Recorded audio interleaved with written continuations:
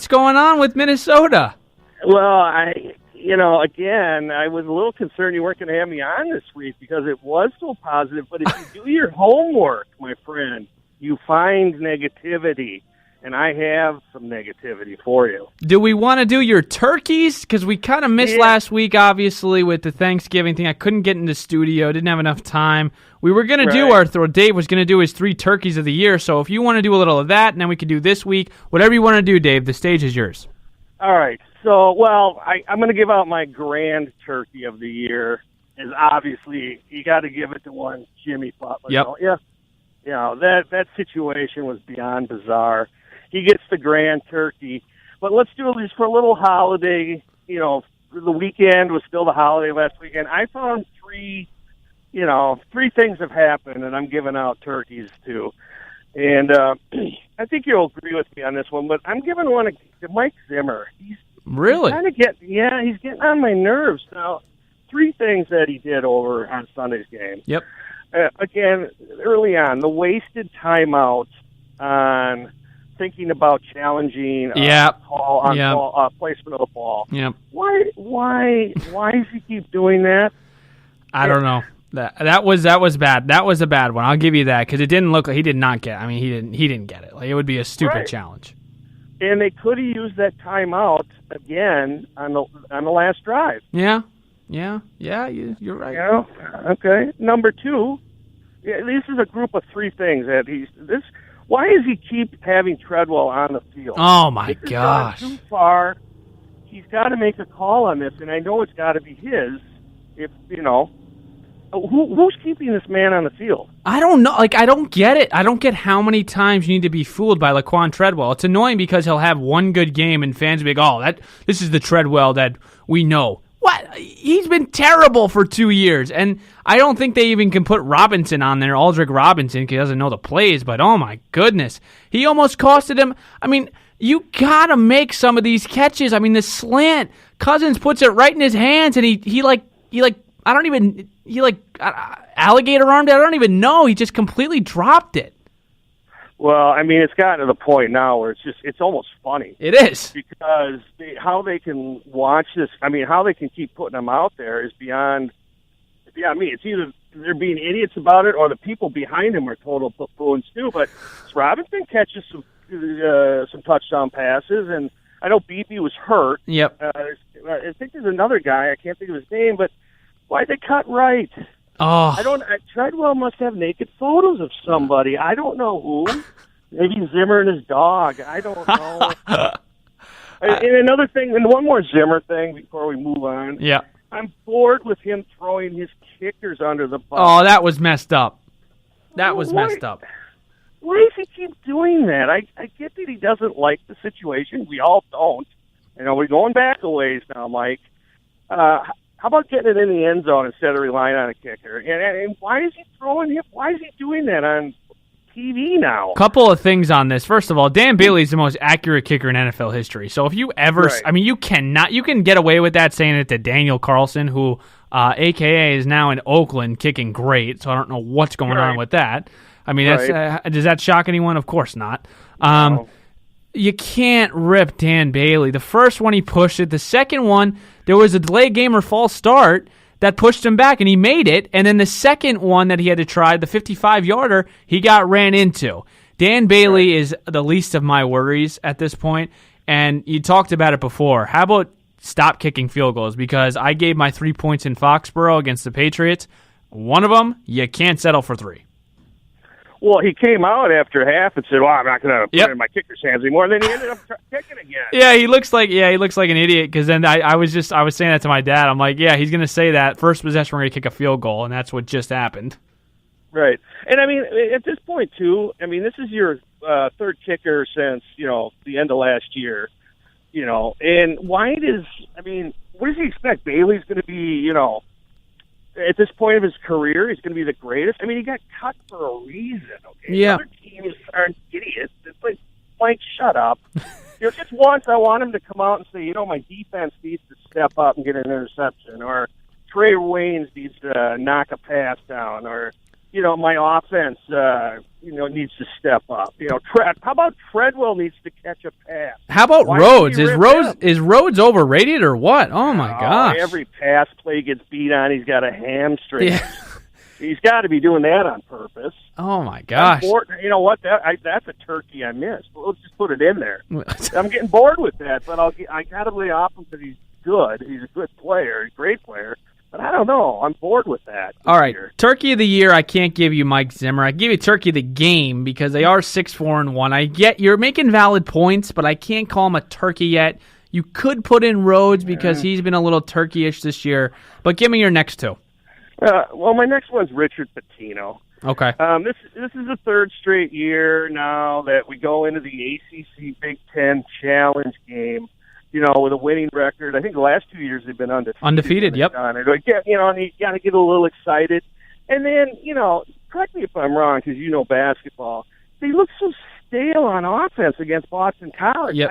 It's like, what the hell was that? Well, is it a road issue? I don't know. So there's a couple of things that I took in consideration. First of all, this is not an excuse, but they did travel from Vancouver all the way to BC in less than a couple of days. That's number one. Number two, you're right. There's no fluidity on the offensive side. They're very one-dimensional. It's either going to Jordan Murphy in the post and letting him do his thing, or then watching. I can't watch Isaiah Washington anymore. Oh, my gosh. Man. He has zero feel for the game.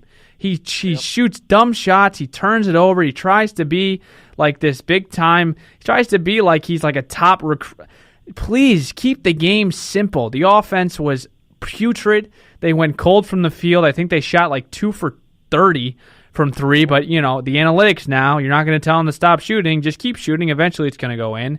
That wasn't the case, and you lost to a BC team who's they're not very good. Don't try to twist it here. Don't tell me BC's a tournament team in the ACC. Oh man, not only that, there was like 10 people in the stadium. How bad was that? How bad was the broadcast? 9 o'clock start there. Oh, it was just depressing. And talking about negativity, that whole view. No fans, the people calling the game, Washington. It's just like flashbacks. Isn't this a Pitino issue though? It's kind of offensive flow, would you say, over his tenure? Yeah, this year it's a little better, but I just don't think there's enough depth on this team. The first five is good. Amir Coffey, Dupree McBrayer, Murphy, Daniel Aturu, another guy, the freshman. Can he make a dunk? How many times are you going to dunk it and it's going to go 50 feet up in the air? Did you see that? He did that a couple of times. Lay it in. Lie to you. I fell asleep a little bit. I was just like, I was that bored. Lay it in. A couple times I just drifted out. And I'm like, okay, I can't take this again. Right. And it kind of, all of a sudden, you get the little deflation because it's like, oh, man, I hope, they get you a little excited at 4-5-0, and then all of a sudden it's like, oh, man. It's great when the Gophers are good. I'm really, when they're good, it's fun. But, I don't think they have enough depth. When they start putting in guys like Michael Hurt, and my dad made a good point. Michael Hurt, the lefty kid? The only reason why he plays is because he wants his brother. Yes, good, Dave. Dave and Dad are on the same page. Yes, that's all politics and ass-kissing. It is 101. Your dad's probably been out in the world as long as I do. It is politics 101, and it hurts the team. It's like they better get the guy. Exactly. They better get the guy. Go ahead. Continue on. That's number two. Well, I agree with you. Before we get into number three, just an out-of-town turkey. Okay. Wisconsin coach Paul Christ. Is that how you say his last name? Yeah. You got to give him one for first coach to lose in 14 years for the Gophers. Oh, what an idiot! And they had their starting quarterback. I know. I couldn't believe. 37-15. PJ Fleck. How do you explain it to the bosses? I can't imagine they're happy. They haven't won. You want to guess? Give me the last time they won in Wisconsin. Let's see if you can guess that. In Wisconsin? Yes. Oh, I just looked at it this morning, too, because I was trying to, they won 2002, 2003. They won back-to-back, right? Yep. Well, no, they won in 2003. Right, and that was obviously at the Dome. Yep. Wisconsin, I would, 98, 97? 94. It's been 24 years. They won 17-14. Marion Barber, a $139, a touchdown. Maroney, 135 and a touchdown. Yes. Okay. Wow, that's embarrassing. Come on. Yeah. Well, my third bird came into play last night. You can't lose a 3-1 lead at home against the Arizona Coyotes. The pain. God awful. And the beauty for me was I didn't have to listen to LaPanta and Gangrene, as I call them, because I had the Arizona broadcast out here, and it was kind of nice to. I'm telling you, they're better. Are they? They're not as bad, but yeah, it was. Did you hear it on your end? The Gangrene, and of course, LaPanting, as I call them. Yeah, I liked. Well, let me give you. I do like listening to them when we don't play a non-Canadian team. When the Wild play like Winnipeg, I'm putting on TSN. I think they're so much better. I really do, and that's not. That's not a knock. Hockey is king there in Canada. It's not really. It's not here in the United States. Let me ask you about Arizona hockey. What's like? I know it's an obvious question that do people care? Obviously not. But what's keeping them afloat? Do you think? I don't know. It's a real mystery that they have a team out here that is afloat. But the thing is, they do get crowds with certain teams from the north. Okay. And if you go into that building in certain games, you don't know where you're at because, the Blackhawks are down here. It's sold out. Yeah. I was down here. I went to the game last year against Minnesota. There's just a lot of people down. Almost everyone from down here over the age of about 24, 25 is from somewhere else, from the north. Okay. Everyone gets sick of the cold. So they do still get people in the building. It's just not half. It's half and half, and sometimes even less than half fan support. The building's really nice. I don't think the building's in a great location, but it's a lot like the X back in Minnesota. Yeah, I've been there. My grandpa lives out in Arizona. I've actually been to a Coyotes game, but I just can't believe they've lasted, to be honest with you. It is a bizarre situation, but they must be making money or they wouldn't be here. I don't know. Now, I agree with the turkey. I 100% think that Boudreau, that was just, you can't be up 3-1 in the third period at home to an Arizona team who had lost 4 in a row and was 2-8 in their last 10. Cannot do that. But, the Wild are 14-8, but it's the same old story to me. You are not going to sell me on the Wild until they get to the playoffs and win a round. I'm sorry. I'm not going to get sold. I'll watch them. I love them. But you're not going to sit and try to tell me that this is a team that's a threat in the West. There's just no way. I don't think they can beat Nashville in a 7. I don't think they can beat the Jets in 7-game series. So I just can't get sold on them. The 3 we've got here is Zimmer, and to me, that was like a game. That wasn't a year. I'll give you the year, whatever. Patino, yeah. So Butler was the year. Zimmer was the holiday turkey over the weekend. Okay, that's fair. But it's kind of starting to be continuous for me. Now, today, I don't know if you saw the quote.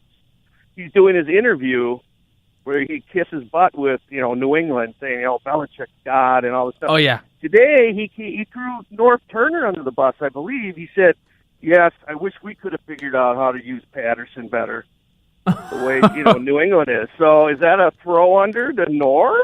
No way, because I like Norv as an offensive coordinator. What happened with that? He just quit up in. That was very suspicious. That was a shot by Zim today, saying we could have figured out how to use him. That's a shot at somebody. It's not a shot at himself. Boy, am I happy we have Thielen and they have Patterson. Holy buckets. What's your prediction this weekend? Can they pull it off, an upset? They can. I get the 3 keys I wrote down today is, number 1, you got to pressure without blitzing. You got to make a lot of stunts. You can't blitz Brady because he kills you. Number 2, you can't settle for 3. When you get in the red zone, you got to make them count. When the Chiefs kicked field goals against the Patriots, they lost, and that's the Chiefs, a way better offense than the Vikings. Number 3, you can't turn it over. Kirk Cousins can't turn it over. That's why they really won against the Packers. He had no turnovers.